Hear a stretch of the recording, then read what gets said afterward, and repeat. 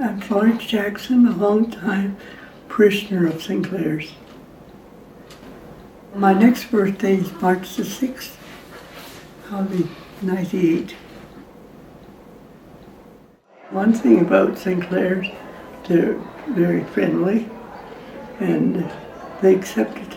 It didn't matter if you were Catholic or Protestant, white or whatever color, and they took you under their wing.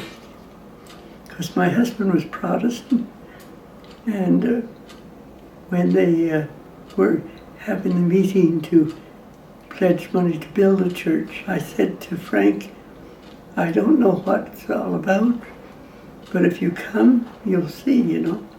Because I couldn't very well say to him, well, I want money, you know. And so he came to the meeting. It was a Sunday afternoon, and before I knew it, he was talking to all the people, you know. They just took him under their wing, and next morning he said to me, I don't see why we can't give something to the church. So it came from him, you know, rather than me asking him.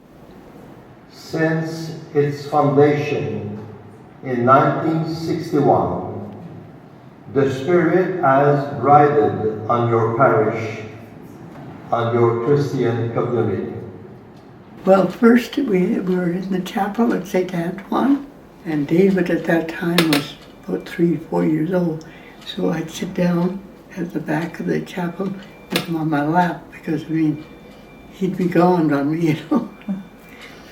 And then after the Mass, the CWL women would come over and say, oh, who's the young man? So the first thing you knew, I was a CWL.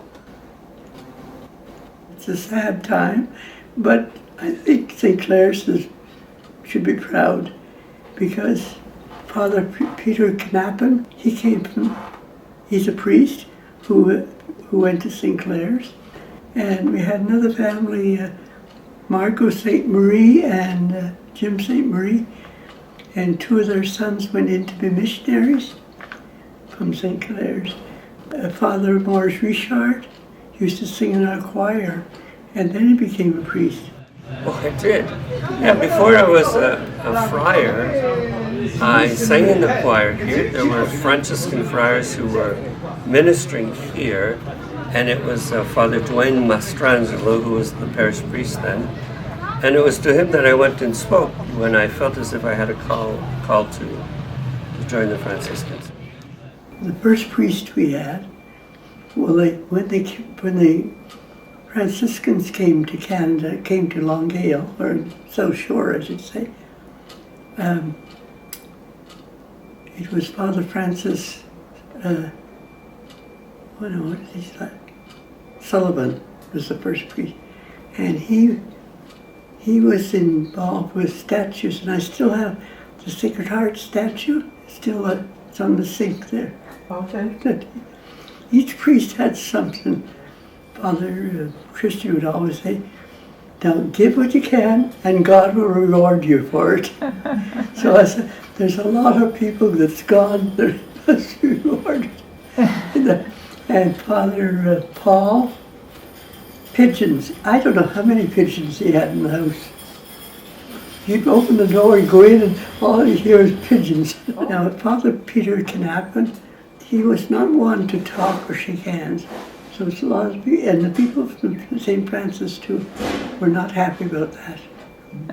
But when my husband died, he was in the States at that time, and he wrote me a letter, and I cried. And we had Father Duane too. He would say something without thinking. You know Father John? Okay, he makes wine.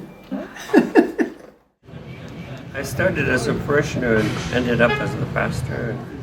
And this sad but important celebration, I feel as if I'm standing on the shoulders of some giants who were here in this parish. Very loving people, very patient people, and willing to show me the ropes to be a pastor. There are people here today as well. I noticed a good few people from St. Francis of Assisi Parish, which is a receiving parish to which this parish will fold in.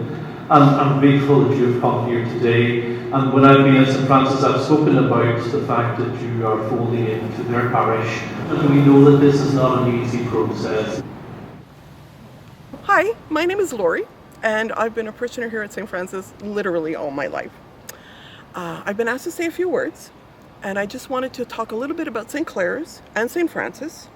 There's a definite connection between the two parishes. Both, they were the oldest English-speaking parishes in the Diocese of Saint-Jean-Longueuil. They were both served by the Franciscans for a very long time. And in fact, the Franciscans lived in community at the friary here at St. Francis. And because of that, we were very aware in each parish of what was going on in the other parish.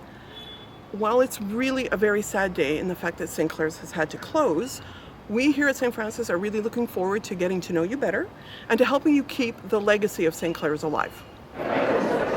It's sort of like the passing of a caring and loving and patient loved one. You celebrate it. You're sad about it, but you're also grateful that you lived through it, that you had that to live with. So that's what today is. And we got a lot out of it. We grew a lot. And when you look at the kids that are here, that are adults now, you see that a lot of their goodness comes from the community that was here. We have our children here, less Christian community today, but we have Gabriel, Andrew, Liliana. The boys are men now. Liliana is a teenager. And when Gabriel was born, I held him crying in my ear. And I turned to Teresa, who was recovering, 2 a.m, and I said, "What have we done? How are we going to live up to this obligations?" And then year after year, the people here were, "How are you guys doing? How are the kids doing?" Then asking them, "How's school?" And I realized that it is the beauty of the community, the love of the community, that makes the children not only that they're getting love and attention and caring from their parents, but they're getting it from the community of St. Clare's. One of the founders of our parish is with us today. She took part in the Oxford conversation, Florence. She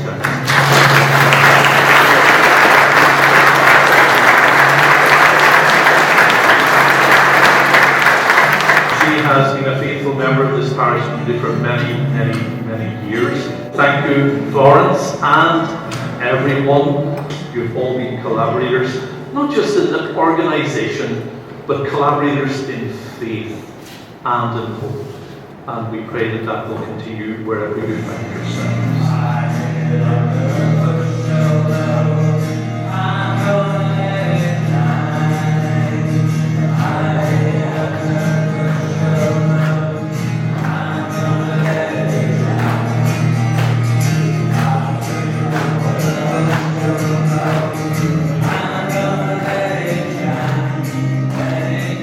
Maybe something good will come from this, you know. You always think the worst. Maybe something good will come from this.